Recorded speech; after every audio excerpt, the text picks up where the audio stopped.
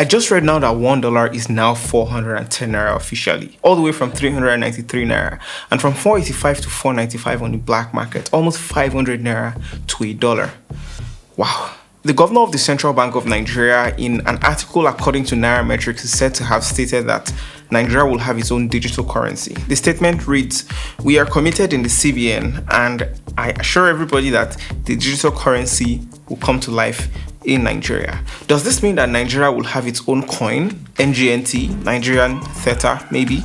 I wonder where we've heard that before. But what do you think? Would you use a coin issued by the Central Bank of Nigeria? Drop a comment below.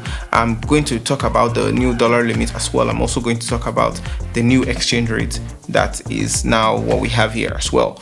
How's it going, guys? It's Fisal here, and welcome to another Finance Friday episode that is not coming on Friday this time. If you're new, welcome. If you're returning, welcome back. Please hit that like button so more people can see the analysis we're about to share here. Without further ado, let's jump right into the video. Okay, first things first. Is Nigeria going to be issuing a digital currency of its own? You know, that alone is a huge deal if it goes through. One major country that is testing the waters is China. The idea of a Chinese digital currency is that it's issued by their central bank. The major thing this would create is that China now has the ability to monitor the economy to a T. And also, well, you guessed it, they'll also be able to monitor the people. This is exactly the thing that Bitcoin stands against. It's anonymous.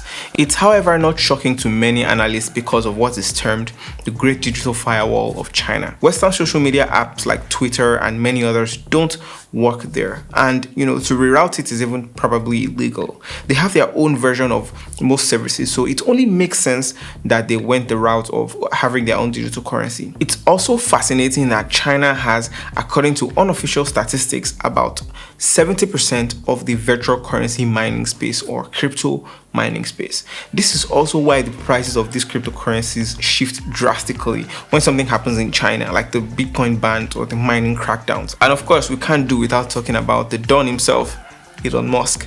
This even makes the already volatile cryptocurrency, you know, the volatility of cryptocurrency even more. Nigeria famously banned Bitcoin. I've mentioned it countless times in this Finance Friday series, and I made a two-part video about the Bitcoin ban and account blocking, which I'll link below. Now, just slightly over 2 months later, we see that the central bank is saying that Nigeria should have a digital currency of its own.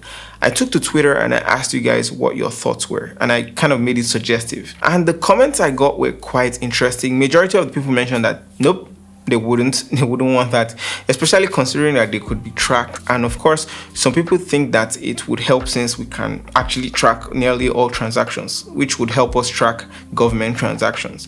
But while all of that seems like a good thing, we don't know for sure that this digital overhaul is possible, especially considering the statistics of people in the country, you know, that is the banked people or the number of active bank accounts. The number of active bank accounts in Nigeria is 111 million. Keep in mind that this isn't 111 million people, but 111 million bank accounts as of 2020. Now, the estimate from 2019 puts it that 73 million people had bank accounts then.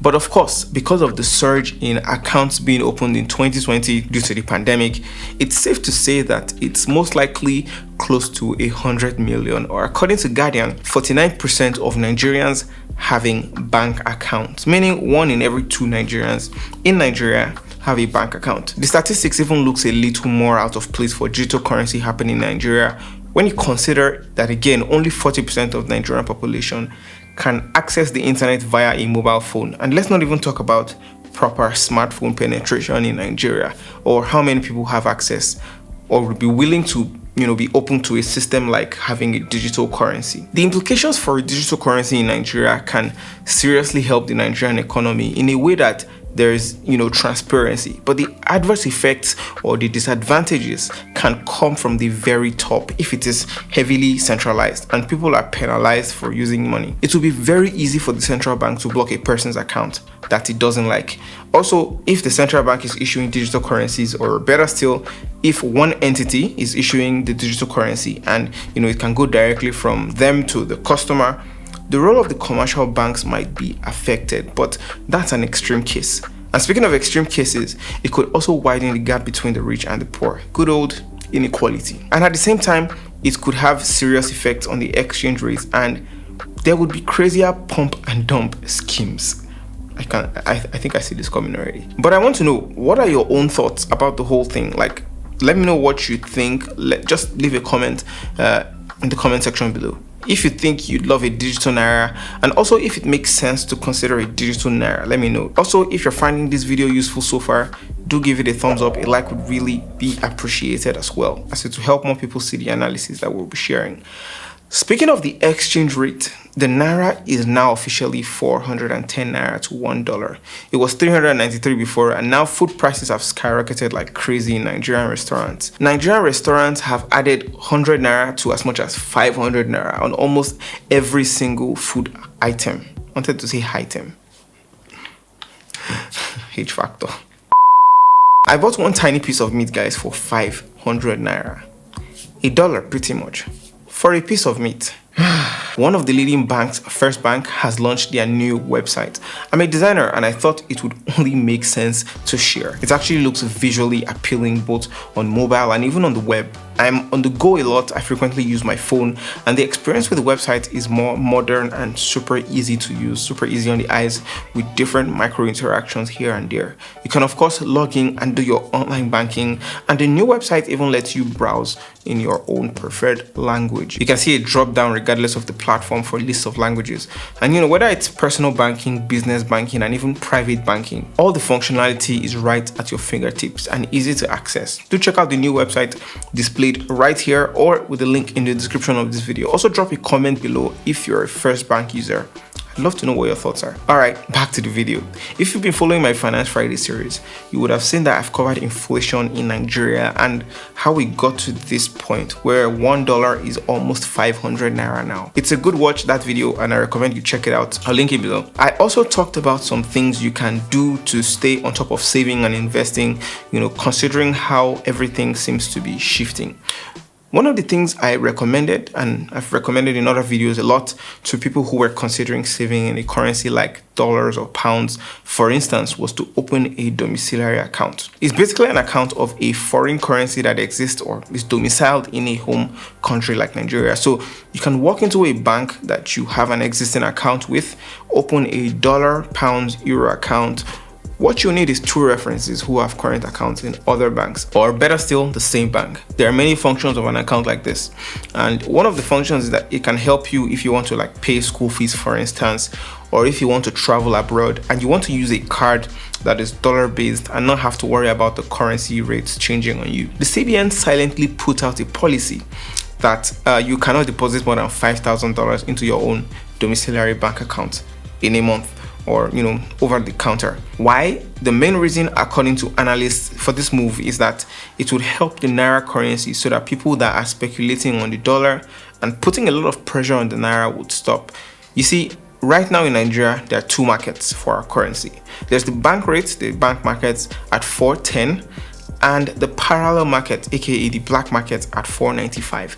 So that means there's a huge 80-85 naira gap between. So for instance, if someone gets dollar, if you get like $1,000 at 410,000 naira at the bank, and they want to change it in the black market and they sell at 495,000 naira, so they make 80 or 85,000 naira. Of course, this of course is next to impossible because banks don't give ordinary people at all dollar like that anyway. It's reserved for school fees, travelers, and the likes, and there's even a limit to how much you can get for travelers. I believe it's $4,000. Although not many people use domiciliary accounts, I think not many people use domiciliary accounts, but I may be wrong. The few who do have complained that it's hindering a lot because imagine if you're a small business and you have to buy some things abroad. The naira cards already don't have hope. There's little hope because you can only pay $100 per month with your naira card. You really can't do anything with the naira card. Now the limit for the dollar is now 5,000 to deposit to your account, with your small naira that you have to pay, and you would have to wait for a whole month before that limit expires and deposit another 5,000 if you can. It would definitely hinder someone like that. However, it's a policy, and in the long run, it's generally for the benefit of the entire economy. But again, I'd love to know your thoughts on this $5,000 limit? Do you have a domiciliary account? Are you at all bothered by that $5,000 limit? Or do you think it's a good thing that you've done? If you found this video useful, guys, do hit that like button and also hit that subscribe button alongside the bell icon so you'll be the first to know when I post a new video. All right, thank you so much for watching. I'll see you guys in the very next video.